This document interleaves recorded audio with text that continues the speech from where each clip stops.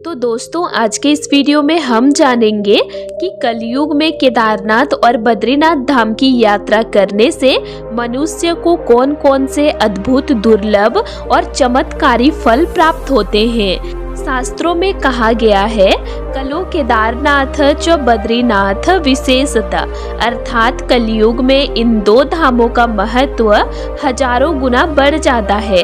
कलयुग में मनुष्य जाने अनजाने पापों से घिर जाता है, लेकिन केदारनाथ और बद्रीनाथ के दर्शन मात्र से जन्म जन्मांतर के पाप नष्ट हो जाते हैं।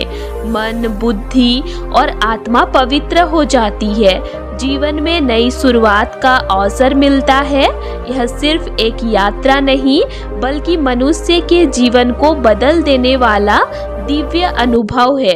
तो आइए पूरे मन और श्रद्धा से इस आध्यात्मिक रहस्य में प्रवेश करते हैं। हर हर महादेव, जय श्री केदार, जय बाबा बद्री विशाल। तो कहा गया है कि कलयुग में छोटी सी भक्ति भी विशाल फल देती है। इसीलिए भगवान ने कहा है कि इस युग में तीर्थ यात्रा का महत्व हजारों गुना बढ़ जाता है। और जब बात हो केदारनाथ और बद्रीनाथ जैसे धामों की, तो इनकी महिमा का वर्णन स्वयं देवता भी नहीं कर सकते।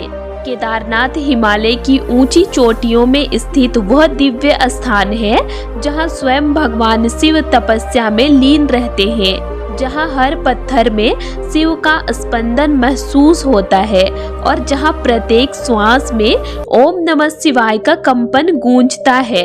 वैसे ही बद्रीनाथ धाम वह स्थान है जहां भगवान विष्णु नारद कुंड में तप करते हैं। यहीं पर माँ लक्ष्मी ने स्वयं बद्री वृक्ष का रूप लेकर भगवान विष्णु को धूप व वर्षा से बचाई थी।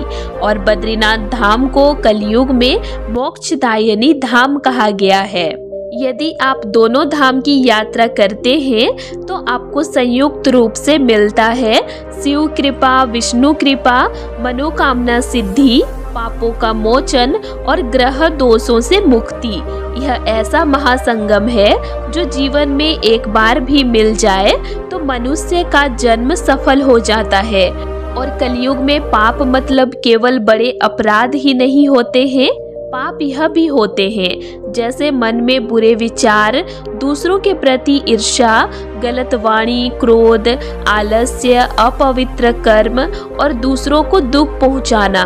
तो केदारनाथ और बद्रीनाथ यात्रा में मनुष्य के वर्तमान ही नहीं बल्कि पिछले जन्मों के पाप भी समाप्त होने लगते हैं, क्योंकि इन धामों में प्रकृति, देवत्व, ऊंचाई, मंत्र, वातावरण और हिमालय कंपन है, जो सब मिलकर मनुष्य की आत्मा को शुद्ध करते हैं।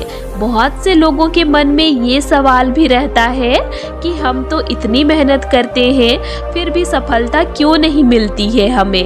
तो कारण है कर्म बंधन, मतलब ये वो अदृश्य जंजीरें हैं जो पिछले जन्मों के कर्मों के कारण बनती है। लेकिन केदारनाथ और बद्रीनाथ यात्रा इन जंजीरों को काट देती है और आप पाते हैं नए अवसर, नई दिशा, भाग्य में सुधार, अचानक सकारात्मक परिवर्तन और जीवन में चमत्कारी बदलाव। तो हम कह सकते हैं कि यह यात्रा आपका भाग्य चक्र बदल देती है। केदारनाथ को कलयुग का जागृत शिव कहा गया है। यहाँ सच्चे मन से कही गई हर प्रार्थना निश्चित रूप से सुनी जाती है। भक्त यहाँ पर जाकर मांगते हैं विवाह में सफलता, संतान प्राप्ति, नौकरी या व्यवसाय में उन्नति, कोर्ट कचहरी से मुक्ति, घर में शांति, मानसिक राहत और बीमारी से छुटकारा। और आश्चर्य की बात यह है कि हजारों लाखों लोगों के जीवन में उनकी मनोकामनाएं सच में पूरी भी हुई है। और बद्रीनाथ धाम में भगवान विष्णु स्वयं जीवन के मार्गदर्शक बनकर आपके कार्यों को सुगम बना देते हैं। तो यह यात्रा शनि, राहु, केतु, मंगल दोष, पितृदोष, इन सब के प्रभाव को अत्यंत कम कर देते हैं, क्योंकि यहाँ की हवा, मिट्टी, पर्वत, मंत्र, इन सब की ऊर्जा व्यक्ति के चारों ओर एक दिव्य कवच बना देती है। और यात्रा से लौटने के बाद नकारात्मक कम होती है, भय समाप्त हो जाती है, अवसाद घटता है, मनोबल बढ़ता है और स्थितियां सुधरने लगती है। तो एक प्रकार से यह यात्रा आपको आंतरिक रूप से मजबूत बनाती है और एक प्रकार से जब व्यक्ति बद्री केदार जैसे स्थानों पर जाता है तो उनके भीतर आत्मचेतना, विनम्रता, समर्पण, सत्य और पवित्रता स्वतः जागृत हो जाती है। लोग कहते हैं हमें लगा मानो महादेव जी हमारी बातें सुन रहे हों और बद्रीनाथ में जैसे भगवान विष्णु हमारे सामने खड़े हों। तो यह जो अनुभव होता है ये किसी पुस्तक में नहीं मिलता है बल्कि केवल यात्रा से प्राप्त होता है। आधुनिक वैज्ञानिक भी मानते हैं कि पर्वतीय वातावरण, ऑक्सीजन स्तर, प्राकृतिक ध्वनियाँ, गंगा के झरने और शांति ये सब मन को गहराई से हील करते हैं। यात्रा के बाद तनाव कम होता है, नींद बेहतर होता है, चिंता दूर होता है, घर परिवार में प्रेम बढ़ता है और जीवन के प्रति नया दृष्टिकोण ये सब अपने आप हो जाता है।